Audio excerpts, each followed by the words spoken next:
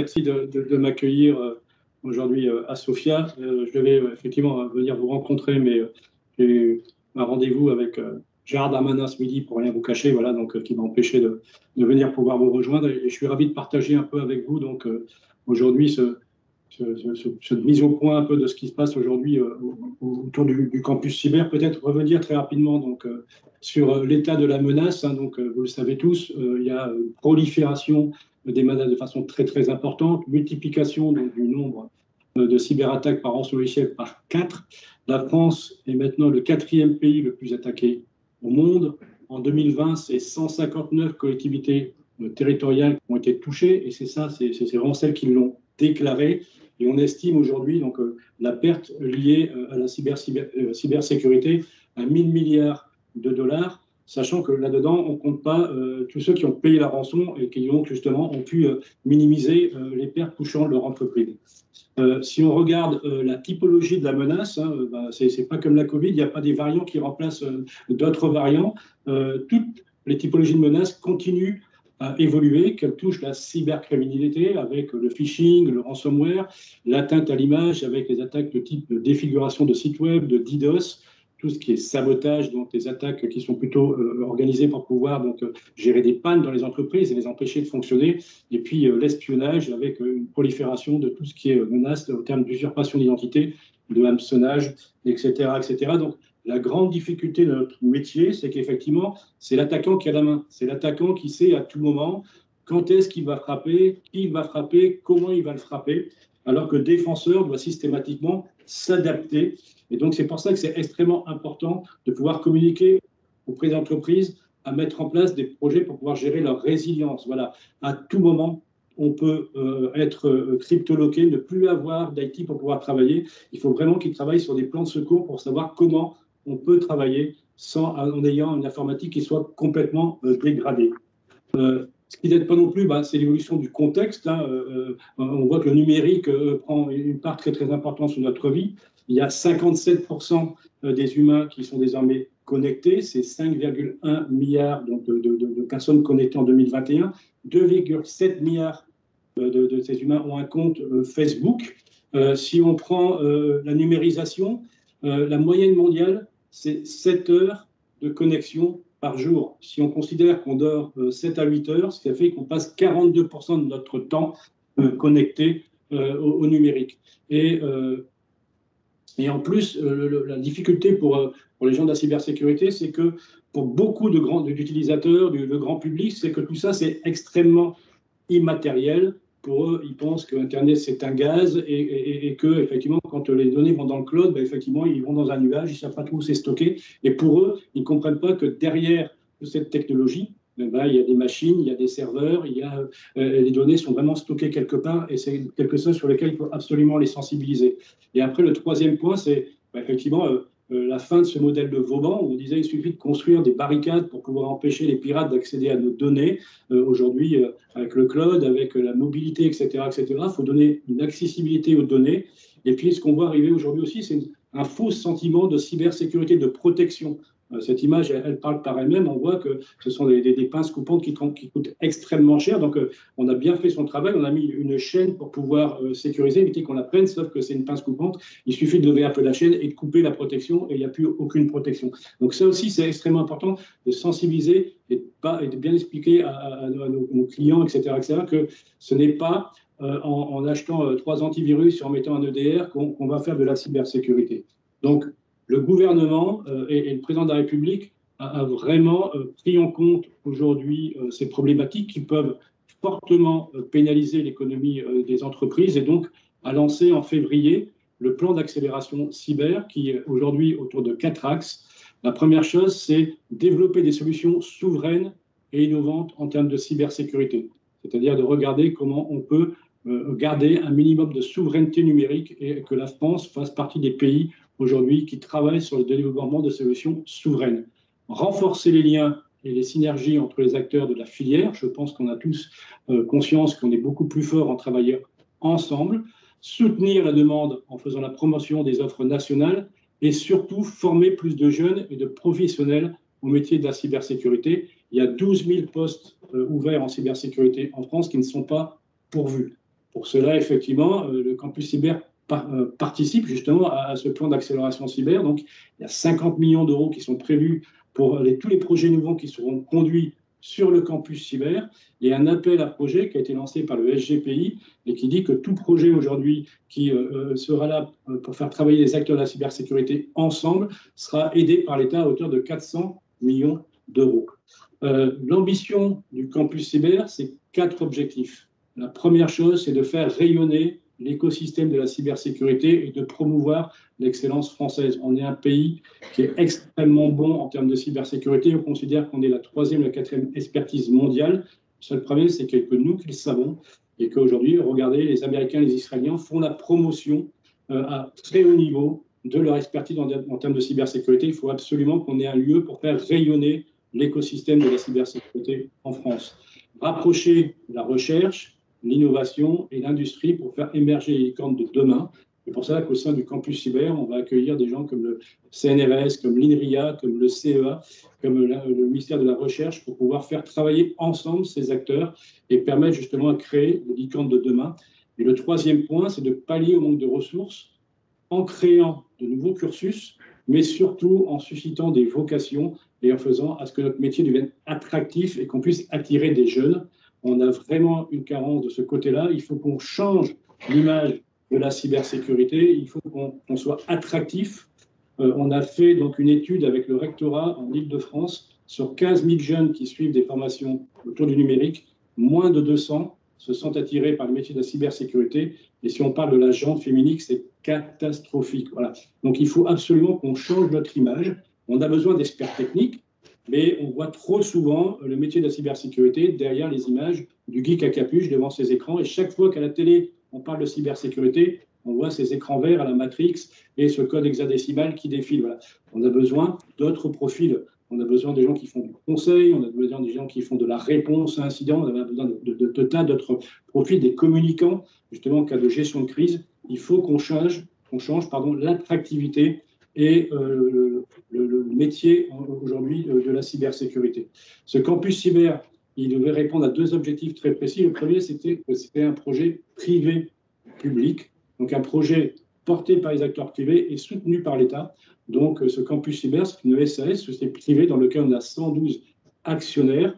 Et on a voulu, sincèrement, que l'ensemble de l'écosystème soit représenté. Donc, l'ensemble de ces actionnaires font partie de collèges, et chaque collège, donc, a un siège au sein du conseil d'administration pour que, quelle que soit la taille de l'acteur, il puisse avoir sa voix au sein du conseil d'administration et influer sur les décisions qui vont être prises au sein du campus cyber. Donc, on a un conseil d'administration qui est représenté par des membres de droit, des grands industriels qui sont fortement impliqués dans ce campus cyber en y mettant un bon nombre d'experts sur le campus, en prenant des surfaces importantes, et puis après des représentants des 9 collèges, donc associations, les bénéficiaires, les campus territoriaux, j'en reviendrai, c'est extrêmement important pour nous, les ETI, les PME, la formation, les industriels, les institutionnels, la recherche publique et les startups. Et on a en parallèle un comité stratégique donc, qui est présidé par le secrétaire d'État au numérique, dans lequel participe donc, Guillaume Poupard, le patron de l'ANSSI, le patron du CSF, et puis le patron de la DGE, la Direction Générale des Entreprises, pour orienter le campus cyber et arbitrer sur ces grands projets sur les 2-3 années à venir. J'ai vraiment voulu, moi, dès le début, que ce campus cyber ne soit pas un projet jacobin et qu'on aille au plus près de l'écosystème. Si on bouge un écosystème, on ne le tue. Voilà, c'est bien pour ça qu'il est extrêmement important que ce campus cyber soit plusieurs lieux et qu'il y ait donc, des initiatives comme celle qui a été faite en Île-de-France pour pouvoir créer ces campus territoriaux. Nous avons donc créé un groupe de travail dans lequel ont participé les régions que vous voyez, donc l'Auvergne, la Bretagne, Grand Est, Hauts-de-France, Normandie, Nouvelle-Aquitaine, Occitanie, Pays de Loire et Provence, Côte d'Azur, pour pouvoir labelliser justement la façon dont on travaillait ces campus cyber, comment on va créer ces satellites et faire ce que les gens travaillent ensemble pour augmenter le niveau de la cybersécurité en France, sachant que ce sont les régions et les territoires qui ont la main sur la façon dont vont se monter ces campus territoriaux, leur forme juridique, et s'ils l'installent sur un ou plusieurs lieux au sein de leur région. Voilà, nous, on est là pour aider, on est là pour accompagner, mais absolument pas pour dire, voilà, on sait tout, voilà comment il faut monter un campus cyber avec une sorte de kit de montage qu'on pourrait trouver chez Ikea. La bonne nouvelle, c'est que c'est un écosystème qui s'est vraiment mobilisé avant que le campus fonctionne de façon physique et qu'on accueille donc à Paris au sein d'un immeuble qui sera de 26 000 mètres carrés. Il y a 1800 experts qui vont y travailler au quotidien. Ce sera vraiment un lieu opérationnel. Mais en attendant, on a créé ces groupes de travail et donc avec un premier cycle qui était de faire travailler les entreprises sur comment ils voulaient qu'on aménage ce campus cyber. Deuxième cycle, c'était comment on peut justement travailler sur les enjeux métiers. Et donc, il y a à peu près 7 ou 8 grands groupes de travail qui fonctionnent, qui sont à chaque fois animés par des entreprises différentes. Et on a plus de 100 entreprises qui travaillent et 200 participants qui travaillent au quotidien pour travailler autour de grands projets comme l'intelligence artificielle et la cyber, sur l'anticipation, sur les problématiques de crypto-monnaie, sur les problèmes de formation. Voilà, donc c'est vraiment un écosystème qui s'est mobilisé et qui va sortir très très vite des livrables. On va héberger une plateforme d'IA sur le campus cyber à Paris. On est en train de monter cette fameuse base de Threat Intelligence pour justement faire à ce que les SOC puissent se connecter aux IOC qui seraient mis à disposition par les différents acteurs, etc. etc. C'est vraiment un projet qui est extrêmement collaboratif. Voilà, donc en termes d'agenda, donc effectivement, on a une manifestation qui est le 14 décembre, qui est ouverte à tout le monde pour montrer un peu comment seront les espaces, qu'est-ce qui va se passer au sein du campus cyber. Et donc, en février 2022, dans le cadre de la PFUE, l'inauguration par le président de la République et l'ouverture pour faire arriver les gens peu à peu au sein du campus cyber national. Voilà ce que je peux vous raconter aujourd'hui sur ce projet de campus cyber. Si vous aviez des questions, je suis à votre écoute et disposition. Je fais ça.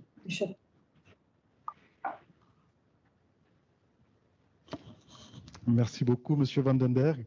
Est-ce qu'on peut prendre une ou deux questions pour, soit sur l'aspect, voilà, sur les projets du campus cyber. Alors, on a parlé aussi du campus cyber territoriaux. Donc ça va être intéressant. On a déjà une idée en fin de compte de comment ils vont se déployer dans les territoires. Chacun a sa façon de voir le sujet, sachant que c'est géré de manière autonome dans les territoires. Une question pour Monsieur Vandenberg? Je vais peut-être vous demander effectivement au niveau des relations entre les campus régionaux et le campus cyber parisien. Comment vous voyez la collaboration? Est-ce que c'est sous forme de webinaires récurrents? Est-ce qu'il y a des ateliers auxquels on puisse participer? Comment on peut imaginer le travail en lien? Parce que c'est vrai qu'effectivement, n'étant pas sur place, bon, il faut qu'on ait un processus de travail pour qu'on puisse effectivement que ce soit gagnant-gagnant. Absolument, voilà. Donc le principe, comme vous l'avez c'est que on va demander, donc ce qui a été défini avec les territoires, c'est que ces projets de campus territoriaux sont portés par la région, et donc il y aura 13 campus qui correspondent au nombre de régions en France, et pas plus. Voilà, donc il y aura des campus qui porteront le nom de la région, et ce qu'on souhaite, c'est que ce soit la région qui définisse comment vont fonctionner ces campus. Nous, ce qu'on peut conseiller, c'est que ce qui a fonctionné à Paris, c'est de vraiment réussir à réunir au moins les 4 grands composants de l'écosystème. Les offreurs, les industriels, les PME, les startups qui travaillent dans le domaine de la cybersécurité, les gens qui s'occupent de toute la partie formation, l'étatique, c'est-à-dire, nous, on a fait quand même l'ANSSI, le ministère de l'Intérieur, le MINAM, tout ça, qui viennent aussi partager avec ces acteurs privés. Et surtout, à la fin, ce sont les bénéficiaires, c'est-à-dire les clients, les entreprises aujourd'hui qui sont confrontées au quotidien à ces problèmes de cybercriminalité. Quand on réunit cet ensemble de l'écosystème, ça fonctionne et ça fonctionne très vite. Quand j'avais remis, moi, le rapport au Premier ministre, c'était, on disait, on m'engage sur 10 000 mètres carrés. Au bout de 6 mois plus tard, on a pris un immeuble de 26 000 mètres carrés. On n'a pas encore démarré, qu'il est déjà plein, et on pense déjà à ouvrir une extension de plus de 15 000 mètres carrés dans le département des Yvelines. Voilà. Donc, ce qu'on veut exprimer, c'est qu'on sent que tout le monde a envie de participer. Et ce qu'on veut vraiment, c'est qu'on déploie l'expertise cyber dans l'ensemble des territoires. Voilà. Quand on regarde une carte de France, aujourd'hui, il y a une carte de France qui avait été faite par l'ANSSI, on voit quand même que, pour l'instant, c'est extrêmement concentré en Île-de-France, avec un peu d'expertise en région, alors que les entreprises françaises ne sont pas toutes positionnées sur Paris. Voilà. Donc il faut vraiment qu'on développe ces campus territoriaux, mais c'est à votre main. Voilà. Soit d'en faire des campus qui soient spécialisés sur des thématiques autour du numérique, soit de le faire comme on l'a fait en Île-de-France, donc en accueillant l'ensemble de l'écosystème pour pouvoir gérer ces collaborations. Voilà. Donc nous, ce qu'on peut conseiller, c'est effectivement, on demande à ce qu'il y ait des CERT régionaux qui se montent. Les monter en même temps et dans un campus cyber, ça nous paraît tout à fait intelligent. C'est les décisions qu'ont prises la Bretagne, les Pays de Loire, etc. etc. Voilà. Et il faut accompagner. Et nous, ce qu'on souhaite, c'est que le campus, en fait, ce soit 14 campus, quoi, puisque effectivement, ce soit pas un campus national qui décide et qui donne de l'information, mais qu'on crée des synergies entre ces différents satellites pour pouvoir. Notre punchline, ce sera ensemble au service d'une grande nation cyber. Voilà, ça veut tout dire.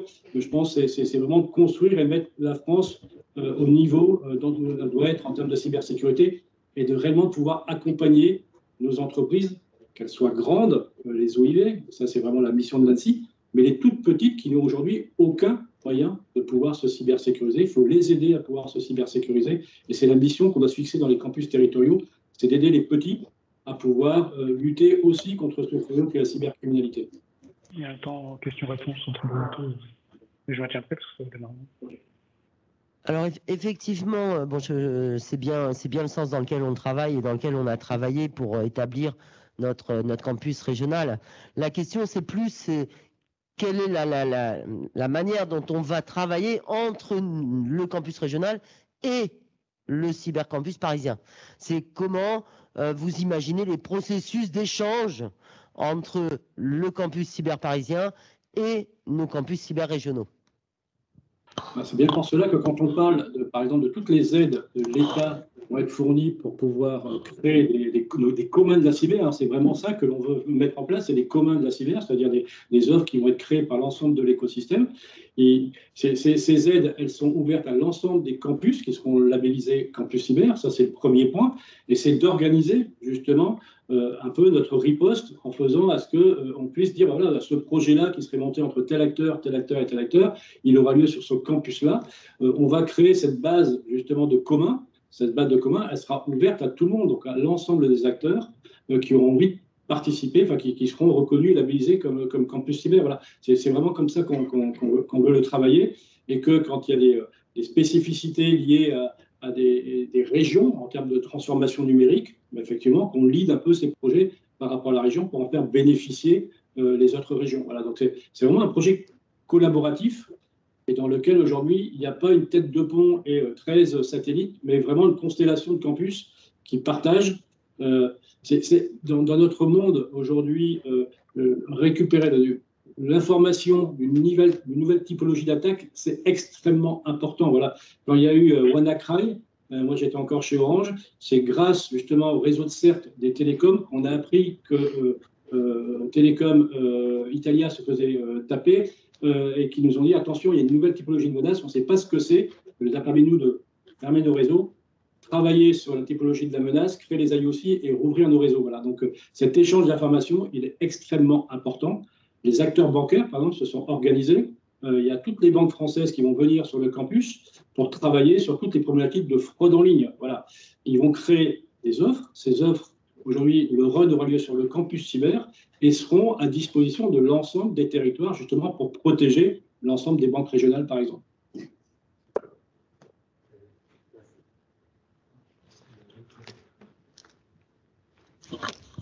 Merci beaucoup, Monsieur Vandenberg. En tout cas, Je pense que c'était très intéressant de savoir en effet, parce que le campus Hubert est tout jeune, hein, donc je pense que ça date d'un an à peu près. Le conseil d'administration a eu lieu quelques jours ou quelques mois, quelques semaines. Voilà, donc on sera pressés, nous, de voir ce qui va se passer dans la région, mais je pense qu'il y a des initiatives qui sont déjà en cours. Merci beaucoup, Monsieur Vandenberg.